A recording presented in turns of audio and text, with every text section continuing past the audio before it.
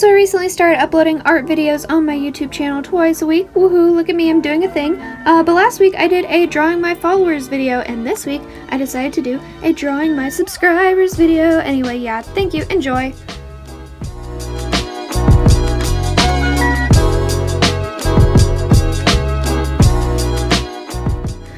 First of all, thank you so much to those of you who volunteered to be in this video. You're awesome. I don't have very many people on my channel yet because I just kind of started doing it. Technically I started it in 2017, but I only started uploading multiple times a week like now. Before it was I would upload like maybe once every 3 months, so I don't really count it, and I privated all those old videos anyway, so yeah. So thank you if you volunteered, and if you are watching this video and you did subscribe to me and I didn't draw you, then you just DM me on Instagram, because I'm probably going to make a lot more of these videos and I'll probably draw you at some point. I realized that in my last video I didn't cover what I was using to make my digital art, which is kind of important, so I'm going to cover that real quick. I'm using an iPad Pro and an iPencil and the Procreate app. It's in the iOS App Store. I think it's $7.99, something like that. But yeah, it's amazing. I've been using it for 4 years and I would highly recommend it. I've been trying to move over to Photoshopping or Clip Studio Paint, one of the other, for my digital art recently, but it's a whole different learning curve, and so I might make a video about that. But most of my digital art, if you see it, especially if it's a time-lapse, it's probably in Procreate. Am I talking too fast? I feel like I'm talking too fast, but also sometimes I just forget to breathe between words, and maybe that's what's happening. I don't know. Anyway, I have questions from you all on TikTok and Instagram, and I'm going to answer them to the best of my ability. It's probably not going to be that great, sorry, but I'm going to try. That's a terrible way to start a video. Alright, so we're going to start with Instagram. Somebody asked me if I would draw ship couples, and absolutely yes, but I don't know what kind of ship couples people want to see. I think it's really cool to take like couples that are shipped and put them in different situations and like be able to create a really cool environment and like scenario or whatever. So I absolutely would love to do ship couples, but please let me know if you have any that you want to see me draw. Tips on how to get through artist block. Okay, I'm the worst person to ask about this, honestly, because when I get art block, it hits me hard. But I did find that when I was making this video, my art block that I've been having lately kind of disappeared, and I think it's because I was doing something that I enjoy and also something that it wasn't challenging for me. Like, I've been doing digital art for 4 years, I think, so it's not like doing a portrait was going to be like super new or challenging or engaging for me compared to other stuff I'm working on, and so it was like my brain got to relax a little bit, you know what I mean?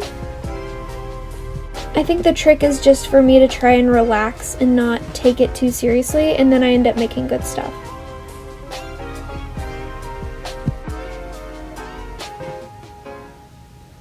Also, these drawings that I did, I was experimenting in a different color profile in my canvases, and I found that whenever I exported, it was like significantly more saturated than the normal drawing was, so that's why they are more saturated, but I kind of like it. It just looks weird for the time lapse to see it go from being kind of dull to more, anyway.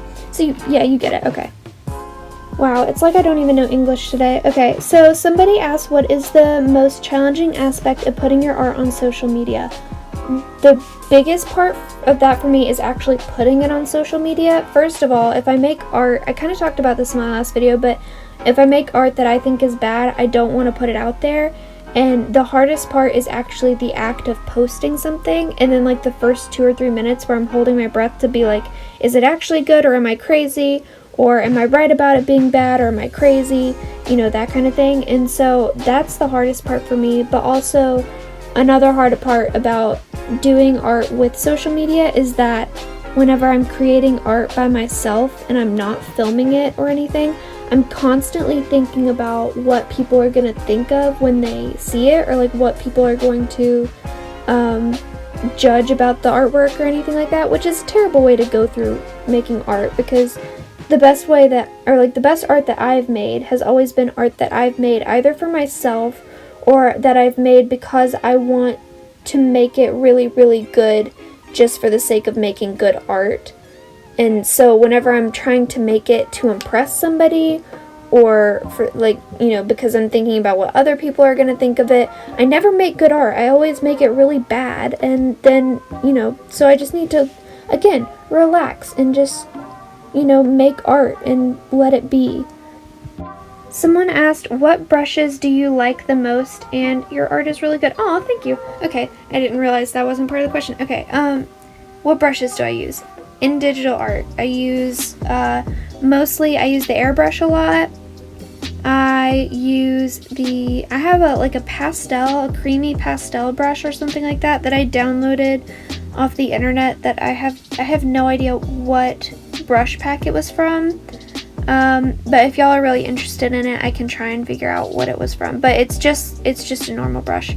And I use some of the touch-up brushes. I use a lot of the painting brushes. And some texture brushes. Yeah.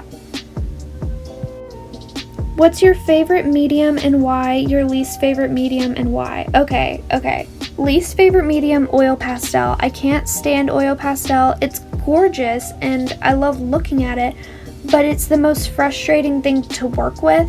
It's even worse than watercolor. Watercolor you have to wait for so long in between layers to be able to build on top of, and I just don't have the patience to do watercolor, but oil pastel is so much worse. I like pretty much every medium, except for oil pastel. I still even like watercolor, even though it's frustrating, it's worth it. But oil pastel, no. My favorite medium is tied between digital media and oil painting.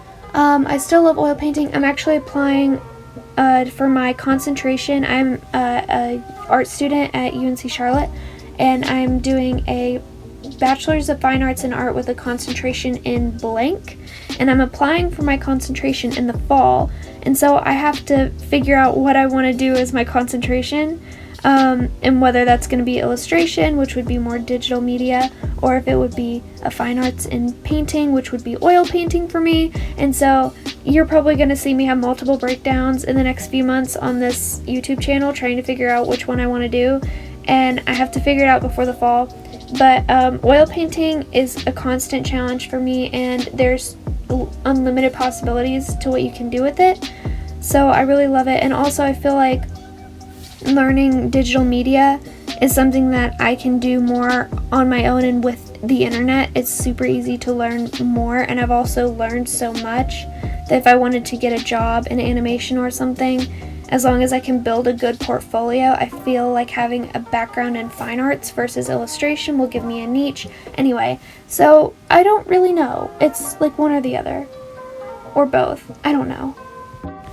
Where do you get inspiration for your artwork? Okay, most of my artwork centers around experiences that I've had in my life, or themes that I've dealt with in my life, or my perception of the world and that kind of thing, because I like to do more personal artwork to achieve more of a personal connection with the people viewing my artwork, and so that's where most of my inspiration comes from. But I will say that I get a lot of inspiration from photography and from other artists. I like to look at other artwork and analyze it and figure out what's successful in it, what works, and how I can apply that to my own work, and see how I can push my work to the next level based off of how other artists are doing things. And that's super, super helpful. If you've not analyzed somebody else's artwork before and tried to like pull things from it, then I highly recommend it, because it will make you grow so much more as an artist. If you've made it this far in the video, you're awesome, because that helps me out a lot. And anyone who has subscribed or liked or commented on my videos, that helps me so much to grow on my channel, and I would really like to do that. So if you haven't, subscribe. Yeah, I post twice a week now, or maybe more, we'll see. But yeah, thank you all so much for watching, and I hope you have a fantastic day.